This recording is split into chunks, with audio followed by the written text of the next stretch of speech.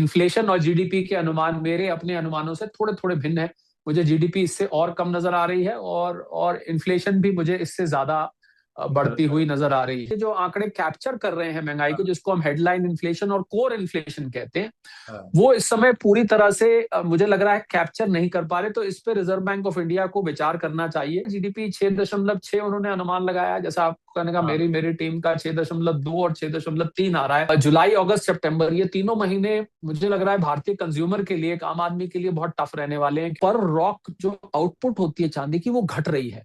इसका मतलब जैसे जैसे वो नीचे खोद रहे हैं, तो नीचे जो पत्थर चांदी के निकल रहे हैं, उसमें से चांदी की एक्सट्रैक्शन कम हो रही है। तो असली डिमांड है चांदी की, वो डिमांड लगातार बढ़ रही है। लॉन्ग टर्म में चांदी का मुझे भविष्य उज्जवल दिख रहा है। जो चांदी का विकल्प ढूंढा जा रहा था, उसमें कोई खास कामयाबी अभी मिली नहीं है। तो यहां से मुझे 10% के करीब की अगर डाउनसाइड रिस्क हो सकता है, अपसाइड पॉसिबिलिटीज कहीं ज्यादा है। सोने चांदी को मैं समझता हूं, अगर लोग आसानी से समझना चाहते हैं, तो इसको आजकल के माहौल में एक शेयर की तरह देखें। नमस्कार, मैं हूं विक्रांत यादव और आप देख रहे हैं आपका अपना चैनल दास वतन। आज सभी की निगाहें आरबीआई की तरफ लगी हुई थी। ये सोच रहे थे कि क्या रेट्स में कोई बदलाव किया जाएगा। आरबीआई ने हालांकि रेट में कोई बदलाव नहीं किया है, लेकिन विकास दर का अनुमान घटाया है। तो इससे महंगाई भी कुछ बढ़ेगी। क्या असर होगा, कैसे इस सबको देखा जाए, बात करते हैं वित्तीय विशेषज्ञ डॉक्टर शरद कोहली जी से। शरद सर, नमस्कार। नमस्कार विक्रांत, आपको, स्वतंत्र के सभी फॉलोअर्स, व्यूअर्स, सब्सक्राइबर्स को मेरा अभिवादन। ये शरद सर, किस तरीके से देखा जाए आरबीआई, आज सब लोग निगाहें लगाए हुए थे कि क्या रेट्स में कोई बदलाव होगा या नहीं होगा। आरबीआई ने कोई बदलाव तो किया नहीं है। विकास दर का अनुमान हालांकि जरूर घटाया गया है। देखिए, पूरी की पूरी जो आरबीआई की पॉलिसी आई है, जैसा मैंने व्यक्तिगत तौर पे अनुमान लगाया था, ठीक वैसे ही आई है। रिपो रेट में मुझे कोई चेंज नहीं नजर आ रहा था। थोड़ा सा जहां भिन्न आया है मेरे से, वो मैं बता देता हूँ। जी। उन्होंने न्यूट्रल स्टैंस बताया है। न्यूट्रल स्टैंस का अर्थ होता है कि यहाँ से आरबीआई कहीं भी जा सकता है, ऊपर भी जा सकता है, नीचे भी जा सकता है रेट के मामले में। हाँ। मैंने जो अनुमान लगाया था वो रेपो रेट चेंज का तो नहीं लगाया था, हाँ। परंतु मैंने हॉकिश, तीन होते हैं, डविश होता है, न्यूट्रल होता है और हॉकिश होता है। मैंने हॉकिश लगाया था क्योंकि जिस प्रकार से महंगाई बढ़ रही है, और आरबीआई ने भी अपने अनुमान में महंगाई को 5.1% पे रिवाइज किया है। हालांकि मैं ये मानता हूं विक्रांत यहाँ पर के जमीनी तौर पे महंगाई इससे ज्यादा है। ये जो हेडलाइन इन्फ्लेशन है और कोर इन्फ्लेशन जो है, ये मुझे लग रहा है कि जो जमीनी तौर पे इन्फ्लेशन है, शायद उसको पूरा कैप्चर नहीं कर पा रहा है। क्योंकि लोग जब दुकानों पे जा रहे हैं, वो कह रहे हैं हमें सामान महंगा मिल रहा है, और इससे कहीं ज्यादा महंगा मिल रहा है जितने परसेंटेज बताई जा रही है। मुझे लगता है या तो सरकार को एक्शन लेना चाहिए जमीनी तौर पे, और रिटेल, किस प्रकार से सामान रिटेल किया जा रहा है, लोग फायदा उठा रहे हैं, या फिर ये हेडलाइन इन्फ्लेशन और कोर इन्फ्लेशन की जो बास्केट है, जो कैलकुलेशन की मेथोडोलॉजी है, उसमें उसमें फेरबदल की जरूरत है। बस चलिए हम थ्योरेटिकली मान लेते हैं, तो 5.1%। थोड़ा सा और जो फर्क आया, जीडीपी के आंकड़े उन्होंने 6.9 से 6.6 पे किए। मुझे लग रहा है ये साल उससे ज्यादा टफ होने वाला है। मेरी टीम की कैलकुलेशन थी, वो 6.2 और 6.3 की थी एस्टिमेट इस साल का। तो हो सकता है इससे नीचे। हालांकि जो आरबीआई गवर्नर साहब थे, उन्होंने स्पष्ट किया कि इस समय हमारे सामने दो चैलेंजेस हैं। एक हमारे सामने एनर्जी प्राइसेस का चैलेंज है, एक सप्लाई डिसरप्शंस का चैलेंज है। इन दोनों चैलेंजेस को उन्होंने बड़ी बड़ी होता क्या है विक्रांत, के आरबीआई गवर्नर साहब की जब स्पीच होती है, तो बहुत ही पॉलिश्ड लैंग्वेज में होती है, बहुत फॉर्मल होती है, और बहुत टेक्निकल होती है। तो आम आदमी के इतने समझ में नहीं आती। मोटी तौर पे मैं बात करूं, तो हमारे सिर पर महंगाई का खतरा मंडरा रहा है, सप्लाई डिसरप्शन मंडरा रही है, और हमारी जो रफ्तार है वो पहले से कम होने वाली है। मोटे तौर पर अगर इसको समझे, रेपो रेट में आपके जो होम लोन्स हैं, कार के लोन्स हैं, जो भी आप ईएमआई देते हैं, उसमें कोई बदलाव कम से कम इस मॉनेटरी पॉलिसी कमेटी के बाद तो नहीं, मीटिंग के बाद नहीं आने वाला। हाँ, 2 महीने बाद जब ये फिर पॉलिसी आएगी, तो उसमें उन्होंने कहा है कि तो सिचुएशन पे डिपेंड करेगा। इस समय स्ट्रेट ऑफ हॉर्मूज और क्रूड ऑयल की कीमतें, यहाँ पर आरबीआई मॉनेटरी पॉलिसी में स्ट्रेट ऑफ हॉर्मूज का नाम तो नहीं लिया जाता है, पर जैसा मैंने कहा सप्लाई डिसरप्शंस का नाम लिया जाता है। तो आगे डिपेंड करेगा। बहुत ही सिचुएशन वॉलेटाइल है, उनकी उनकी बातों से साफ नजर आ रहा था। पर भारतीय अर्थव्यवस्था सुदृढ़ अवस्था में, ये भी उन्होंने बात करी कि बाकी की दुनिया की तुलना में हम लोगों का बहुत अच्छी पोजीशन है। $682 के हमारे हमारे फॉरेक्स रिजर्व्स हैं, और हमारी ओवरऑल जो आर्थिक हालत है बाकी की दुनिया के मुकाबले इस समय कहीं बेहतर है। इसलिए हम इन शॉक्स को सह पा रहे हैं, उन्होंने दूसरी जो बड़ी घोषणा करी, जिसका लोगों को इंतजार था और 1 मिनट को तो मार्केट कंफ्यूज हो गई थी बीच में, विक्रांत, वो ये था जैसे ही उन्होंने टैक्स एग्जेम्पशन की बात करी, जिसके बारे में हम पिछले 2 दिनों से चर्चा कर रहे थे, उसको फॉर्मल तौर पे उन्होंने घोषणा करी। 3 तरीके से टैक्स की राहत आई है सामने। जो शॉर्ट टर्म कैपिटल गेन होते हैं, आरबीआई सिक्योरिटीज को जीसेक सिक्योरिटीज कहते हैं, गवर्नमेंट सिक्योरिटीज कहते हैं, ये ट्रेड भी की जाती है। तो कई दफे ट्रेडिंग में मुनाफा भी होता है। उस मुनाफे पे 2 तरीके के गेन होते हैं। आपको लॉन्ग टर्म कैपिटल गेन 12.5% पे होता है, शॉर्ट टर्म कैपिटल गेन 30-40% पे होता है। 2 तरीके की संस्थाएं इसको ट्रेड करती हैं। एक को हम FIIs बोलते हैं, दूसरों को हम BIS बोलते हैं, जिसको बैंक ऑफ इंटरनेशनल सेटलमेंट होता है। ये 2 प्रकार की संस्थाएं जो हैं जो इसको ट्रेड करती हैं। इसमें माफ कर दिया 20%, इस पे ब्याज मिलता है लगभग 7% के आसपास। 20% उस पर टैक्स लगता है, उस विदहोल्डिंग टैक्स जिसको भारत में TDS कहते हैं, उसको माफ कर दिया गया है। तो इससे क्या हुआ है, इससे आर्बिट्राज बढ़ गई है। अब आप कहेंगे आर्बिट्राज कैसे बढ़ गई? क्योंकि अमेरिका में जो बॉन्ड यील्ड है वो 4.5% के आसपास है, जिसके बारे में हम अक्सर चिंतन करते रहते हैं जब भी हम सोने चांदी की बात करते हैं, तो बॉन्ड यील्ड की। और यहाँ पर अब ये 7% आ गया, तो यहाँ पर टैक्स लगेगा नहीं। टैक्स कट के इस पे लगभग 1.4%, आपकी अगर 7% का यील्ड दूं तो 1.4 उसमें से कम हो जाती थी 20% विदहोल्डिंग टैक्स के बाद। तो ये 5.6 रह जाती थी। कुछ अमेरिका में भी कुछ आने जाने के चार्जेस मिला के 4.5 और 5 के बीच में ज्यादा फर्क नहीं था। इसको हम आर्बिट्राज कहते हैं। अब ये आर्बिट्राज बढ़ गई है, तो ऐसी उम्मीद कर रहा है रिजर्व बैंक ऑफ इंडिया कि अब भारत में बॉन्ड्स में पैसा जो है वो ज्यादा आएगा। और इसकी वजह से 2 फायदे होंगे। एक, विदेशी मुद्रा भंडार में इजाफा होगा, दूसरा रुपए को स्थिर करने में भी मदद मिलेगी। हालांकि मैं ये कहना चाहता हूँ, जो मार्केट कंफ्यूज हुई थी, मार्केट को कहीं बीच में उम्मीद बनी कि शायद इक्विटी की जो विदेशी संस्थागत निवेशक FPI जो लगातार सेलिंग कर रहे हैं, करोल बाग रजौरी गार्डन की तरह सेल लगा रखी है दिवाली की, वो सेल में कमी आए। अगर ये इक्विटी पर कुछ कम बिल्कुल माफ नहीं करते, तो मैं उम्मीद कर रहा था 5% कर दें 12.5 की बजाय, परंतु ऐसा कुछ नहीं हुआ। उम्मीद करता हूं कि आने वाले समय में इस पर भी ध्यान देंगे, क्योंकि इससे एक साथ एक तीर से आप 3 निशाने मारेंगे। एक तरफ आप शेयर मार्केट को बल्ले बल्ले कर देंगे, शेयर मार्केट एकदम दौड़ने लग जाएगी जो बहुत बहुत दिनों से दबी हुई है। दूसरी तरफ आप अपने फॉरेन एक्सचेंज रिजर्व में इजाफा करेंगे, तीसरी तरफ आप रुपए को भी स्थिर कर देंगे। तो एक तीर से 3 निशाने लगते हैं। अगर भारत सरकार इस पर कुछ विचार करे कि इक्विटी पर, लॉन्ग टर्म विदेशी संस्थागत निवेशकों की इक्विटी पर जो टैक्स लग रहा है उस पे कुछ रियायत दे दी जाए। और मैं साथ में ये बता दूं, ये मैं क्यों कह रहा हूं, क्योंकि जो टोटल हमारी टैक्स कलेक्शन है 20-25 लाख करोड़ के बीच में वेरी करती रहती है, डायरेक्ट टैक्स की बात कर रहा हूं मैं विक्रांत। उस टैक्स कलेक्शन में विदेशी संस्थागत निवेशकों से जो हमारा टैक्स आता है, उसकी इस साल हालांकि वो ज्यादा होगा, बिकवाली बहुत करी है, पर वैसे उसका कॉन्ट्रीब्यूशन बहुत कम होता है। तो कोई इतना बड़ा हमारे पे फिस्कल लोड भी नहीं आएगा अगर हम ऐसा कर दें। मैं उम्मीद करता हूं आने वाले समय में, अगर मार्केट दबाव में रहती है, रुपया दबाव में रहता है, विदेशी मुद्रा भंडार जो उन्होंने $682 बिलियन की अपनी स्पीच में बोले हैं, उन्होंने कहा है कि काफी हेल्दी है, बुरे नहीं है, पर इसका इस्तेमाल जो है वो RBI को भी करना पड़ता है रुपी डॉलर स्वैप के लिए। तो कुल मिला के पॉलिसी जैसी उम्मीद की जाए थी लगभग वैसी है, सिवाय इन्फ्लेशन और GDP के अनुमान मेरे अपने अनुमानों से थोड़े थोड़े भिन्न है। मुझे GDP इससे और कम नजर आ रही है, और इन्फ्लेशन भी मुझे इससे ज्यादा बढ़ती हुई नजर आ रही है। जी। यानी सर, इन्फ्लेशन आपको लगता है कि जो अनुमान लगाया जा रहा है उससे ज्यादा, क्योंकि जो हम लोग महसूस कर पा रहे हैं अपने आसपास, वो जमीन पर ज्यादा दिखाई दे रही है आपको और आपकी टीम को, जो सर्वे वगैरह किया गया?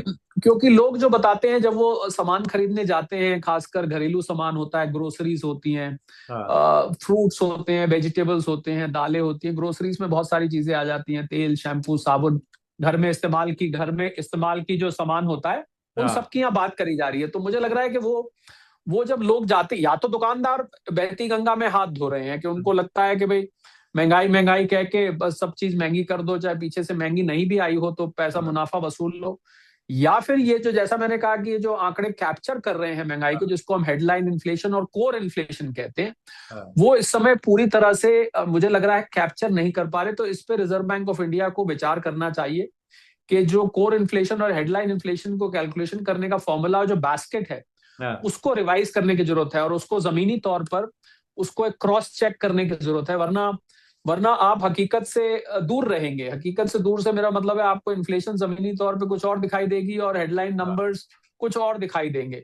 तो लोग फिर उस पर यकीन नहीं करते हैं ना। अगर आपका घर का बजट मान लीजिए पिछले साल के मुकाबले 10% बढ़ गया है और इन्फ्लेशन दिखा रही है 3.48%, तो आप कहेंगे भाई ये इन्फ्लेशन 3.48% है, मेरे तो मैं जो सामान खरीदता हूँ बाजार से, आटे दाल घी मसाले साबुन शैम्पू, ये 10% मेरे को महंगा मिल रहा है। तो ये कैसा फर्क है, 3.48 वहां पर है, मेरा 10%। तो इसलिए उस इन्फ्लेशन बास्केट को एक बार फिर से विचार करने की जरूरत है, और जो उसकी कैलकुलेशन की मेथोडोलॉजी है उस मेथोडोलॉजी को दोबारा देखने की जरूरत है। इसी प्रकार जीडीपी का है, जीडीपी 6.6 उन्होंने अनुमान लगाया है, जैसा आपको कहने का मेरी टीम का 6.2 और 6.3 आ रहा है FY27 का मतलब होता है कि मार्च 27 तक कितनी होगी, क्योंकि अभी हम इस फाइनेंशियल ईयर में ज्यादा नहीं गए। और ये मैं इस आधार पर कह रहा हूं क्योंकि हमारी अभी गवर्नर साहब ने बोला कि 61% हमारी कंजम्पशन ड्रिवन इकोनॉमी, आपको याद होगा मैं 55-60 कहता था, और ठीक उसी के आसपास 61 कंजम्पशन से चल रही है। तो और सामान महंगा होगा तो उससे डिमांड गिरेगी। और ये मैं इसलिए भी कह रहा हूं क्योंकि अगले जो 3 महीने के करीब हैं, और ये मैं जून को छोड़ के कह रहा हूं, जून तो अभी शुरुआत के ही दिनों में है, जुलाई अगस्त सितंबर, ये तीनों महीने मुझे लग रहा है भारतीय कंज्यूमर के लिए, एक आम आदमी के लिए बहुत टफ रहने वाले हैं। क्योंकि एक तो अभी ये नहीं पता कि पेट्रोल डीजल और गैस और ऊपर जाएगी कि नहीं जाएगी, एक तो हमें यही नहीं मालूम है। दूसरा, जो 7.5 रुपए चली भी गई है उसका पूरा जो ट्रिकल डाउन इफेक्ट हम लोग इकोनॉमिक्स में कहते हैं, जैसे जैसे वो सीप करेगी अंदर अंदर सामान में, वो पास ऑन कर दी जाएगी। जितने लोगों को पीछे से डीजल महंगा, ट्रांसपोर्टर का बिल महंगा आएगा, वो लोगों को पास ऑन हो जाएगी। इनपुट कॉस्ट जो है, पेंट केमिकल फर्टिलाइजर, जितनी चीजें महंगी आ रही हैं विदेश से, हीलियम है, जो भी चीजें महंगी आ रही है वो सब, और किसानी की कॉस्ट बढ़ेगी इससे, क्योंकि फर्टिलाइजर पीछे से महंगा आ रहा है, आपको इनपुट लेबर, उसकी वजह से लेबर की कॉस्ट बढ़ जाती है। तो उससे जो फूड ग्रेन्स पे, खाने पीने की चीजों पर, सब्जियों पर असर होगा। और सोने पे सुहागा होने वाला है जो विक्रांत, वो है एल नीनो। एल नीनो का बहुत बड़ा इम्पैक्ट भारत में इस बार आने वाला है। इस बार आज ही कल मानसून ने केरला को हिट किया है, पर ऐसा माना जा रहा है कि मानसून जैसे जैसे आगे बढ़ेगा, हम लोग एक कृषि आधारित अर्थव्यवस्था है, हमारी आज भी 60 से 70% अर्थव्यवस्था कृषि पर प्रत्यक्ष या अप्रत्यक्ष रूप से निर्भर रहती है, ये तो हमें स्वीकार करना पड़ेगा। तो मानसून का जिक्र करना जरूरी हो जाता है। तो मुझे लग रहा है जैसे जैसे मानसून आगे बढ़ेगा ये थोड़ा कमजोर पड़ेगा, कहीं बहुत ज्यादा बारिश हो जाएगी। और ओवरऑल इस बार जो आईएमडी का अनुमान है वो लग रहा है कि वो कुछ इस बार शॉर्टेज है बारिश की, क्योंकि आपको ये बेमौसम की जो बरसात लगातार आपने देखी मार्च में, अप्रैल में, अभी भी मई में भी आपने देखी, अब जून में भी बारिश की शुरुआत हुई है। तो इससे लग रहा है कि जो लो प्रेशर बनता है, जो बादलों को यहाँ पर लेकर आता है, सरल भाषा में हम समझे तो वो लो प्रेशर उतना नहीं बनेगा। इससे मानसून जो असली बारिश के महीने होते हैं, जुलाई अगस्त सितंबर या 15 जून के बाद शुरू हो जाता है, वो मुझे लग रहा है उसमें कुछ गड़बड़ नजर आ रही है। और एल नीनो इफेक्ट हुआ फिर तो ये बहुत ही हमारी अर्थव्यवस्था को, ऐसा माना जाता है कि अगर एल नीनो अपनी फुल ब्लूम पे हो तो ये आपको 100 बेसिस पॉइंट तक जीडीपी पे इम्पैक्ट कर सकता है। तो देखते हैं, आने वाले महीने काफी अनिश्चित लग रहे हैं, काफी अनसर्टन लग रहे हैं, चैलेंजिंग भी लग रहे हैं। मैं निराशावादी कभी साउंड नहीं करता हूँ विक्रांत, मैं बहुत आशावादी व्यक्ति हूँ। पर अब क्या करें, जो पेट्रोल डीजल की कीमतें बढ़ चुकी हैं, जो मानसून एल नीनो आ चुका है, उसमें तो मैं आशावादी हूं या निराशावादी हूं, मेरे होने ना होने से फर्क नहीं पड़ता है। क्योंकि जो होना है, वो जो होनी दिख रही है वो तो दिख रही है। तो मुझे लग रहा है 3-4 महीने के लिए लोगों को सतर्क रहना चाहिए। बिल्कुल साफ दिखाई दे रहा है सर। और मानसून ने कहा भी है कि 90% मानसून की बात की है। सर एक और चीज जानना चाहूंगा आपसे कि गोल्ड ईटीएफ में मई महीने में एकदम नेट आउटफ्लो जो है वो बड़ा दर्ज किया गया है, और करीब उसमें 292 करोड़ की कहा गया है कि निकासी हुई है। तो क्या थोड़ा विश्वास कम हुआ है, या ये लोगों ने अपना मुनाफा कमाया है, या किस तरीके से इसे देखा जाए? दोनों ही बातें हैं। लोगों ने मुनाफा भी कमाया है, कुछ लोगों का, क्योंकि देखिए चढ़ती कला के सब साथी होते हैं, सीधी सी बात है। जब कीमत, यही मैंने आपको याद होगा आपके पहले वीडियोस में कहा है, लोग ज्यादातर जब निवेश करते हैं जब कीमत ऊपर जा रही होती है, जब कीमत ठहरी हुई होती है, थोड़ी बहुत करेक्शन आई होती है, तब लोग उसमें नहीं चढ़ते हैं। यही ज्यादातर लोग गलती करते हैं। मैं तो आपको बता रहा हूं अमित, मुझे तो 35 साल से ज्यादा निवेश की दुनिया में हो गए हैं, यही गलती सब करते हैं। वॉरेन बुफे क्यों औरों से अलग हैं, वो कहते हैं जब सब खरीद रहे हो तो आप बेचिए, जब सब बेच रहे हो आप खरीदिए। लोग बिल्कुल इसका उल्टा होता है। और जब चढ़ रही होती है मार्केट तो उस समय सब खरीदते हैं, जब गिर रही होती है तो सब बेचना शुरू करते हैं। तो दोनों ही बातें हैं, कुछ मुनाफा वसूली भी है, कुछ लोगों की पेशेंस खत्म। असल में होता क्या है, जैसे मान लीजिए मैंने पैसा 1 साल के लिए निकाला या 6 महीने के लिए निकाला, अब मैं उससे ज्यादा मुझे पैसा कहीं और चाहिए, बिजनेस में चाहिए, शादी ब्याह में चाहिए, मकान खरीदना है, गाड़ी खरीदनी है, घर में कोई और खर्च है, तो मैं कहता हूँ भाई अब ईटीएम में से पैसा निकाल लो यार, अब ये गोल्ड की प्राइस तो इससे ऊपर जा तो रही नहीं है। तो इस वजह से लोग उसमें से निकल जाते हैं, जिनकी जिनकी होल्डिंग पीरियड कैपेसिटी कम होती है, जो लंबे वक्त के लिए नहीं निवेश कर सकते हैं विक्रांत, वो लोग, और ज्यादातर लोग ऐसे ही थे सोने चांदी में जो हाँ। आए थे, वो लंबे वक्त के निवेशक नहीं थे, वो ट्रेडिंग करने ट्रेडर बन गए थे, जैसा हम और आप अक्सर बात करते रहते हैं। बिल्कुल। तो ये वो पैसा फिर ऐसे वक्त में जब मार्केट एक तरह से ठहराव है, हाँ। $4400 और $4500, $4500 के बीच में लगातार घूमे जा रही है, जिस प्रकार शेयर मार्केट 23,200 और 24,500 के बीच में कई दिनों से घूमे ही जा रहा है, घूमे ही जा रहा है, घूमे ही जा रहा है। तो ये बेचैनी पैदा करता है, इस बेचैनी में आके लोग बेच के बाहर निकलते हैं। तो ये वो उन लोगों की ये कैटेगरी है जो निकले, इस वजह से आपको ये आंकड़ा दिखाई दिया है। हम्म। सर, चांदी को लेकर के लगातार खबरें आ रही हैं कि उसका लगातार मांग बढ़ रही है चाइना में। और जिस तरीके से चांदी ने पिछले एक साल में सोने से ज्यादा रिटर्न दिया है, क्या लग रहा है सर अभी ये चांदी की रफ्तार सोने से ज्यादा ये भी बरकरार रहेगी क्या वर्तमान स्थिति को देखते हुए, क्योंकि चांदी का इंडस्ट्रियल यूज भी बहुत ज्यादा है। बिल्कुल बिल्कुल रहेगी, मुझे लग रहा है चांदी की शॉर्टेज भी महसूस की जा रही है। अगर आप मेरे चैनल पे जाएं शरद कोहली ऑफिशियल जी। पे, उसमें मैंने परसों शायद मैंने एक वीडियो डाला है जिसमें मैंने चांदी के बारे में, कुछ उसकी सप्लाई के बारे में कुछ ऐसे राज खोले जो आज तक दुनिया के सामने नहीं आए थे। कि हाँ। पेरू और मेक्सिको दो ऐसे देश हैं, एक नॉर्थ अमेरिका के साउथ में, एक साउथ अमेरिका के नॉर्थ में है। बहुत पेरू तो बहुत ही छोटा देश है। हाँ। वहां पर सबसे ज्यादा चांदी के 1,40,000 टन के वहां पर रिजर्व्स हैं। हम्म। और वो लोग देख रहे हैं मेक्सिको और पेरू में कि जो चांदी दो तरीके से पैदा होती है, शायद आपको जानकारी होगी। एक तो ये बाई प्रोडक्ट होता है, जिंक और लेड जब बनता है तो उसमें से बाई प्रोडक्ट चांदी निकल के आती है, कम निकलती है परंतु नहीं।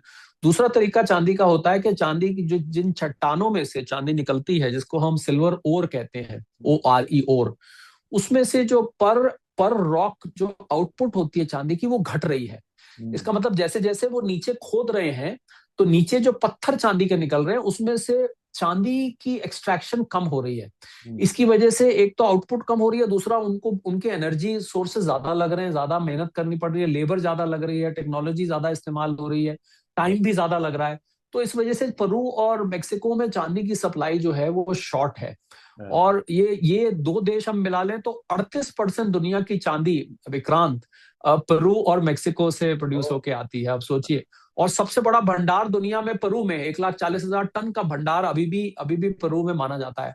तो वहां पर सप्लाई की एक कंपनी है, इसकी अपना मेक्सिको की, उसका नाम है फ्रेश नीलो। हाँ। तो फ्रेश नीलो और पेरू की एक कंपनी है सदर्न कॉपर कॉरपोरेशन।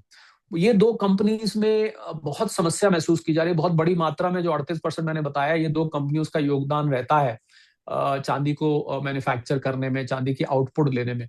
तो वहां से शॉर्टेज होती है। इधर इधर चाइना में जो है, क्योंकि इलेक्ट्रिक व्हीकल्स की प्रचलन बहुत बढ़ रहा है, BYD की सेल्स और टेस्ला की सेल बहुत जबरदस्त तरीके से हो रही है, क्योंकि पेट्रोल डीजल की, क्रूड ऑयल की कीमतें बढ़ने से इलेक्ट्रिक व्हीकल्स की बिक्री में इजाफा दिख रहा है, तो वहाँ चांदी का प्रयोग वहां बढ़ रहा है। सोलर सेल्स का भी प्रयोग बहुत ज्यादा बढ़ रहा है, उसमें भी चांदी की डिमांड आ रही है। तो चांदी 25,000 टन साल की चांदी टोटल प्रोड्यूस की हाँ। जाती है विक्रांत। जी। और डिमांड जो है, मुझे ऐसा लग रहा है कि इस समय डिमांड 30,000 टन से भी ज्यादा की है, 25,000 टन की आउटपुट और 30,000 टन, तो इसलिए चांदी की शॉर्टेज है। ये जो आपको चांदी पे दबाव महसूस इन दिनों में हो रहा है, ये मुख्यतः सोने की चाल की वजह से है, क्योंकि सोना हाँ। चांदी सोने को शैडो करती है, छोटी बहन की तरह पीछे पीछे चलती है। एक तो इस वजह से हो रहा है।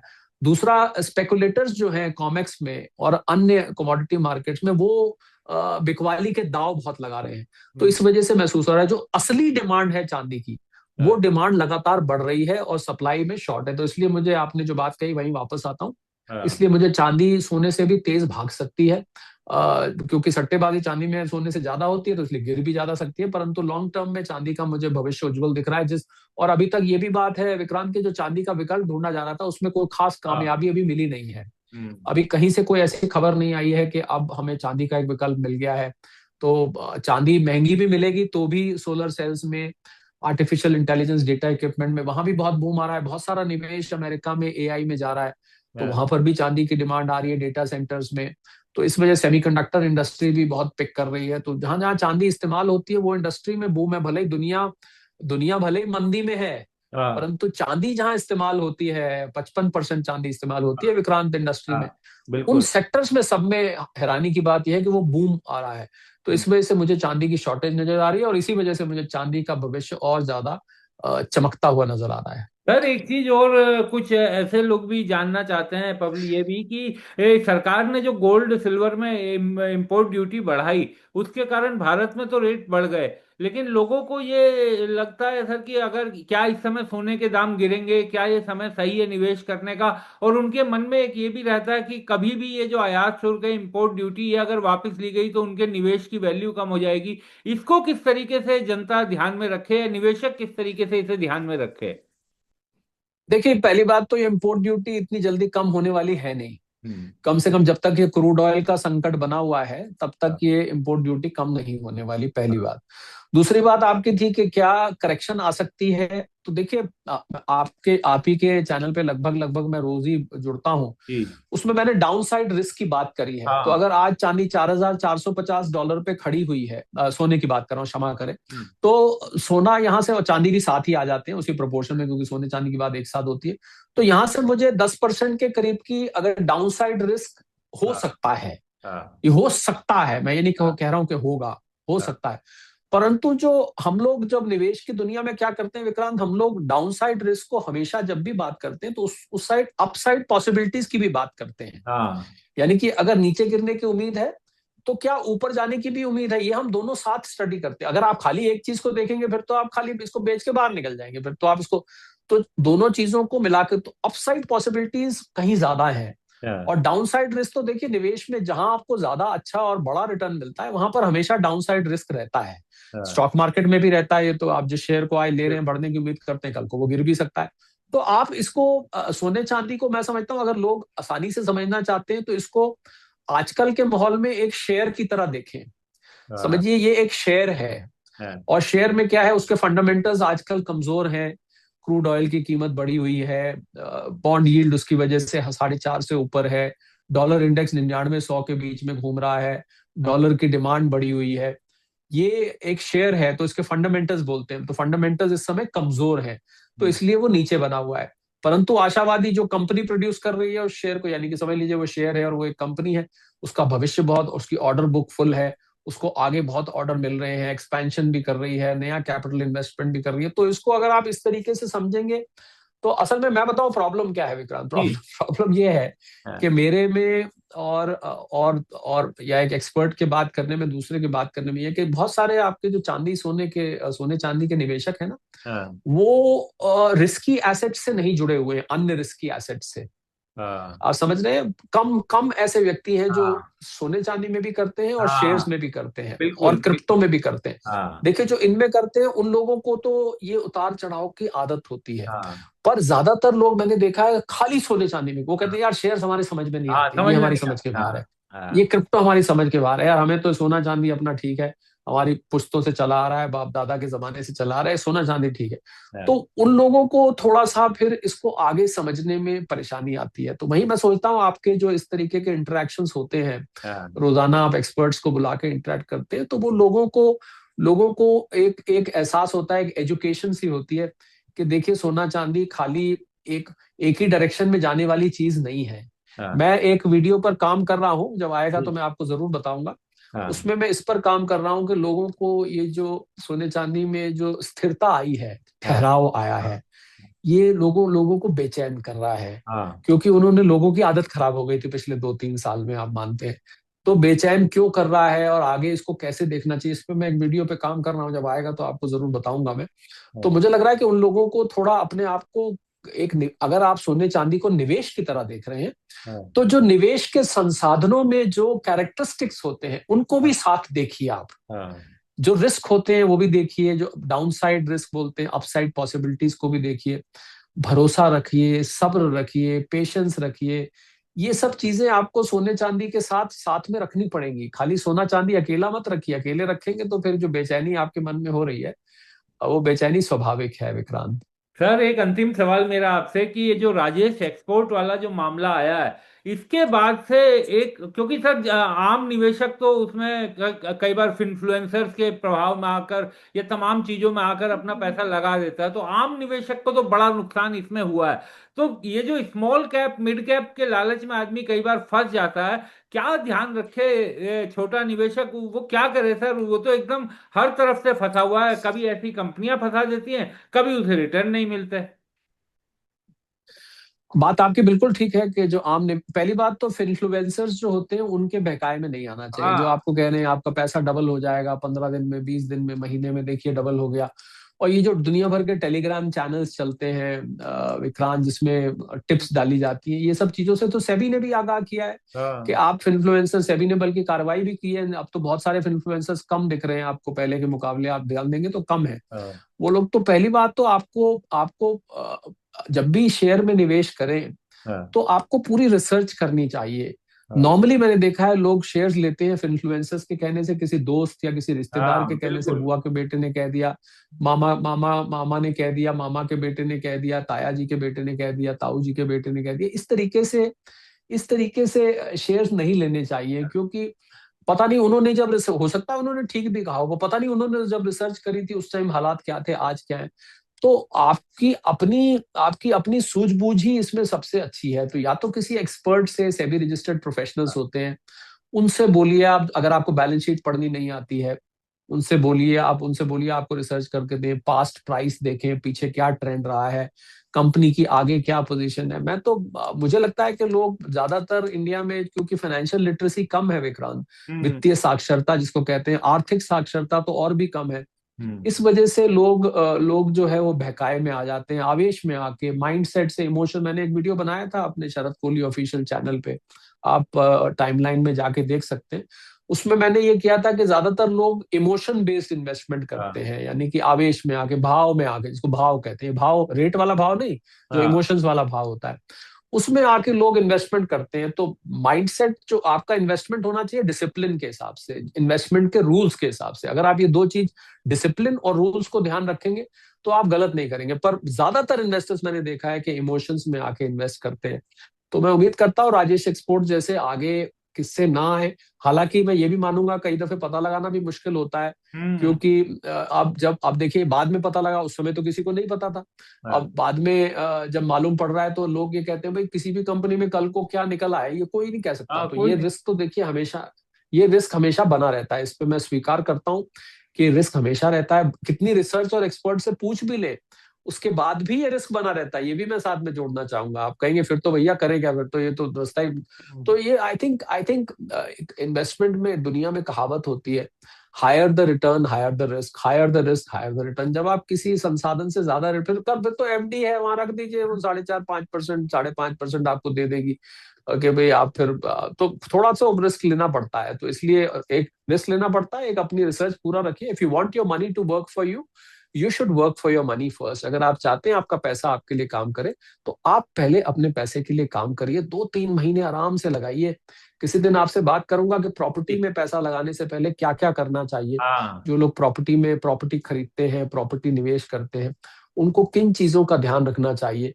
हाँ। लोग जल्दबाजी में आके काम करते हैं। तो मुझे लग रहा है कि आई एम सॉरी, जिन लोगों को नुकसान हुआ है उनके लिए मुझे बहुत उनके लिए पूरी संवेदना है मेरे मन में, कि खून पसीने की कमाई होती है और वो इस तरीके से अगर घाटा हो जाता है और बाद में ये पता लगता है कि अब तो कोई रिकवर होने का भी चांस नहीं चांस है, नहीं। क्योंकि कोई फ्रॉड सामने आ गया, तो बहुत दुख होता है मन को कि भाई किसी का पैसा इस तरीके से जाया गया। But I think it's a lesson to take, और आगे के लिए आपको एक सबक मिलता है कि संभल कर चले। जब कोई गड्ढे में कोई दो लोग साथ चल रहे हो विक्रांत, हाँ। और क्या होता है कि एक व्यक्ति के पैर के आगे एक गड्ढा आ जाता है, तो वो एकदम से लड़खड़ाता है। तो हम्म। जो साथ चल रहा होता है वो उसको कहता है देख के चल। तो हाँ। वो कहता है उसको कि भाई मैंने तो जो लड़खड़ाना था लड़खा गया, अब क्या कह रहा है देख के चल। हाँ, ध्यान दीजिएगा, बहुत सूक्ष्म बात है। अब बिल्कुल क्या कह बिल्कुल। रहे हो देख के चल, हाँ। मैं तो गिरता गिरता बचा हूं तो हो गया अब। उसने कहा मेरा मतलब है कि आगे देख कर चलो। हाँ आप अगर मैसेज मिल रहा है तो हाँ आप समझ हाँ, सकते आगे हैं। देख के चलो। लेकिन सर कई बार आदमी इसलिए भी फंस जाता है ना कि एलआईसी जैसी कंपनी, उसने भी उसमें पैसा लगाया 2,000 करोड़, भले ही उसके लिए वो छोटी रकम है, लेकिन आदमी सोचता है कि उसने अपना 2% से बढ़ा करके 10% तक कर दिया एलआईसी ने, तो एलआईसी ने तो बहुत कुछ सोच समझ के लगाया होगा। कई बार इसलिए भी फंस जाता है आदमी। देखिए, जो इक्विटी में लगा रहा है, हाँ ये बात आपकी ठीक है कि एलआईसी जैसी संस्था, बड़ी संस्था अगर लगा तो उसके पास तो इक्विटी एनालिस्ट बैठे हुए हाँ हैं, उसके बिल्कुल। पास इक्विटी रिसर्च की टीम बैठी हुई है, वो भी गलती कर गई। तो इसका जवाब है हाँ, हाँ गलती कर गई। एलआईसी को कल को जब अपने इक्विटी एनालिस्ट रिक्रूट करे तो उनको ध्यान रखना चाहिए कि भाई आपको ऐसे व्यक्ति रखने चाहिए जो इस चीज को पूरी पकड़ का है। इसका मतलब एलआईसी की भी जो रिसर्च टीम थी, जो हाँ इक्विटी में पैसा लगाती है, पूरी रिसर्च टीम है एलआईसी के पास, बाय द वे मैं हाँ आपको बता दूं, जो इक्विटी एक्सपर्ट्स हैं, तो उन्होंने भी गलती करी। अब गलती, पर इसमें दिक्कत यह है कि जब ऐसी गलती को पता लगाना मुश्किल होता है विक्रांत, जो गलती में ऑडिटर ने भी फ्लैग नहीं किया और हाँ कंपनी के अंदर जो हो रहा है उसको तो कोई रिसर्च एनालिस्ट, जो नंबर सामने दिख रहे हैं, हाँ भाई एनालिस्ट भी उन्हीं को पकड़ेगा ना जो चीजें सामने सरफेस पर और पब्लिक डोमेन में है। जो चीज पब्लिक डोमेन में नहीं है और अंदर ही अंदर कोई खिचड़ी पक रही है, उसको तो मैं समझता हूँ बड़े से बड़ा एनालिस्ट भी नहीं चल। तो एक विश्वासघात ही इसको बोलते हैं। तो हम्म, विश्वासघात को पकड़ पाना बहुत मुश्किल है पहले से। बिल्कुल। आप जो गलतियां हैं उसको तो पकड़ सकते हैं, पर ये तो विश्वासघात हो गया कि आपने फ्रॉड किया जानबूझ के, आपको पता था और आप लोगों को मिसलीड करते रहे। हाँ तो ये एनालिस्ट के लिए भी एक लिमिटेशन हो जाती है। पर फिर भी एनालिस्ट में ये है कि आपको 90% सक्सेस रेट होता है, वो लोग ठीक बताते हैं आपको। हम्म, एलआईसी पे भी बिल्कुल उंगली उठेगी अगर एलआईसी ने इस हाँ, प्रकार का, क्योंकि एलआईसी का पैसा लोगों का पैसा होता है, जनता का प्रीमियम पे पैसा पैसा है। होता है। पर एलआईसी उसका जवाब ये देगी कि भाई हमने अगर 20,000 करोड़ साल का कमाया, उदाहरण के तौर पे ले रहा हूँ, उसमें से 2,000 करोड़ चला भी गया, तो आप नेट प्रॉफिट देखा जाता है इक्विटी हाँ में।